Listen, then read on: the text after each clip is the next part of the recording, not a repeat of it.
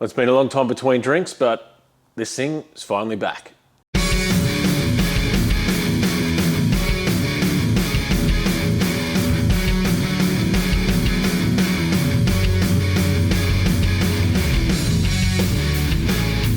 So back is a relative term. I'm pretty sure it runs.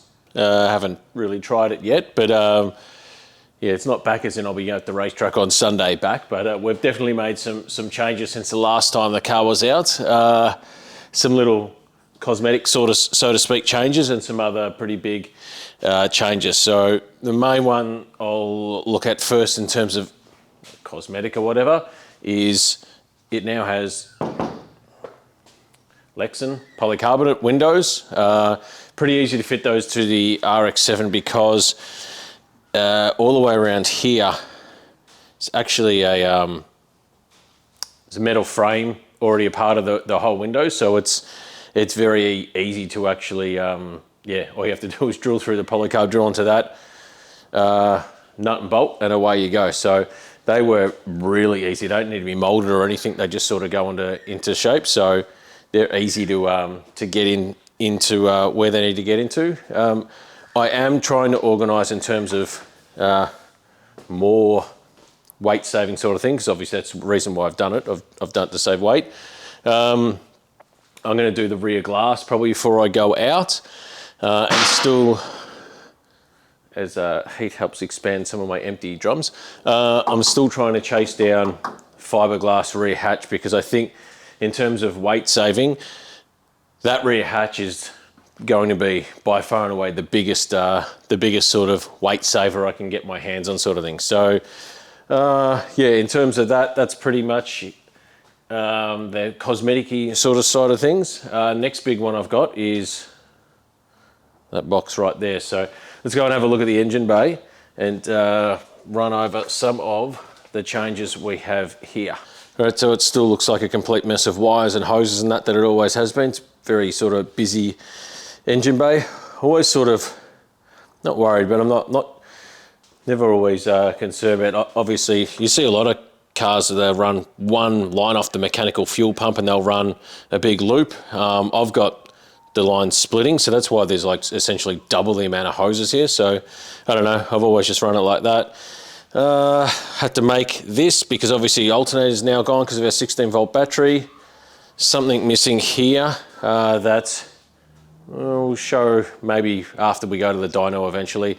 And the other big change is the Billet Pro center plates. So we also have a new, which one?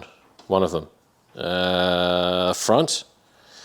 So we have a new front housing, and the center housing is also different. So what I mean by different, I don't mean it's something from somewhere else or whatever. It's not the center iron that was in the engine originally. So the rear plate it had these dowels, like these small dowels put in it originally from this engine, was all like 13 years ago sort of thing. So it had those put in, and what we found was after the plate was treated, you could see little spider web cracks just around where that dowel is. So not the actual dowel, the engine dowel, where the engine had been doweled for strength by whoever doweled it, you know, whenever that was sort of thing. And it just had just some slight cracking around there and that. So that's why I used the rear plate. Now, what I found out when I had the billet front and rear plate and I got the center plate, the existing center plate that I just had machined and lapped and everything, was it no longer, and I don't know how long this has been like this, but obviously the tolerances of the billet stuff are probably better than the actual cast iron stuff.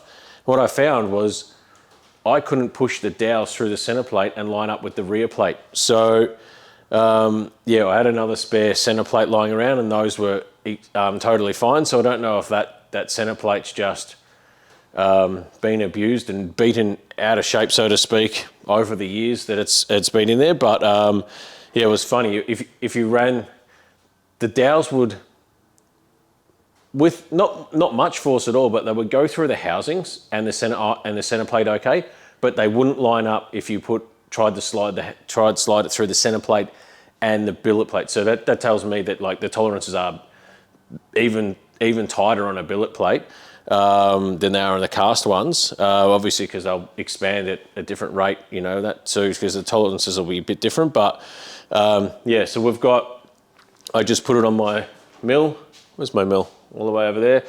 So I just, yeah, drilled it through for 1/2 inch. So now it's like, you know, that I think center, front, everything's like 1/2 inch now. Drilled out the front housing, whacked it in, and ready to go. So I'm pretty much now at the stage where it's not ready for dyno.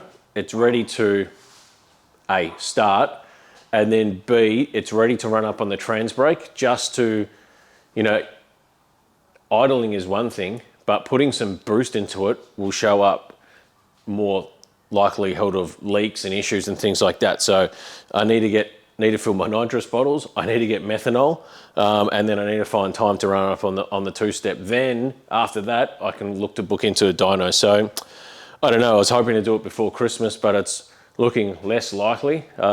Is what it is. But yeah, it's well, I'll get to it whenever I get to it. I guess it's I can't rush it. It's been off the road sort of thing since April, I guess. So yeah, things took longer than expected to get to this stage, but that happens. But yeah, we'll get to stuff when the time comes. Now, of course, as you know, we have 2 project cars on the go here, and the other one is the RX4. And as you can see, I have our wiper motors and relay boxes that I was asking for in that last video. Obviously located a wiring loom, even located, look at that, snazzy interior and some door trims. So I need to sort out a tail shaft for this before the Christmas period, because obviously, you know, all automotive businesses, tradies, etc., and that they just absolutely close down from mid-December to mid-January basically. So I need to get a tail shaft sorted for this now, so I need to measure it, and then really I can put some work into this one over Christmas, and really probably get it running by mid-January or something. So with all the wiring stuff sorted now, I just need to run a couple of wirings.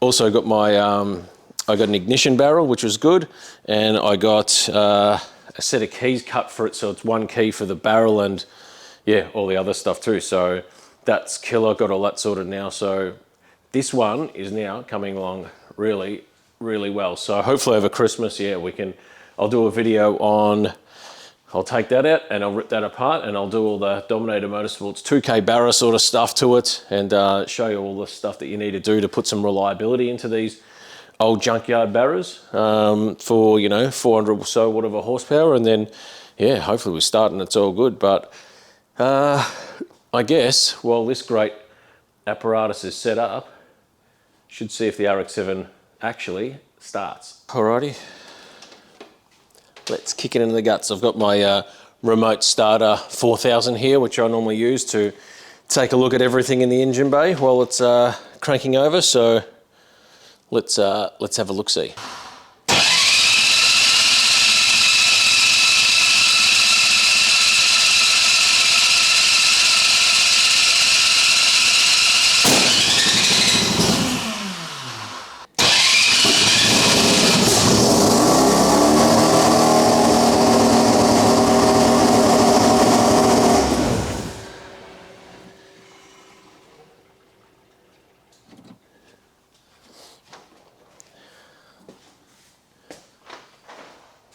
Great success, we are back. So one last thing before we wrap this up. You obviously saw it started there, and that's great. Obviously, when people are first starting cars and that, there can be issues. A lot of issues either trace back to wiring, or often pick up from your crank angle, cam sensor sort of thing. So I actually tried to start this when?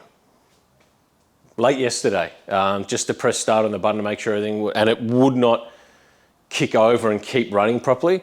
And then I put the timing light on it, and I could see the timing light was flashing intermittently, which I initially said, like, that's either a spark issue or some kind of ignition related issue or whatever. So what I remembered was I had when I updated this crank trigger, I had taken this magnetic pickup out. So I just loosened the two screws out of there, and I moved the pickup slightly closer, and lo and behold, guess what happened? Boof, straight away on the key like that, like a monster startup straight away. So it takes a little bit to get started, obviously, because it's got hardly any methanol in it, which means there's not a lot of gravity forcing the fuel through, and it's a mechanical pump that hasn't run in forever, so there's no fuel pressure. So it takes a while for the engine to run, to build up fuel pressure, to pressurize enough that the injectors will actually squirt some fuel in, and then you see once it builds fuel pressure, bang, it just starts. So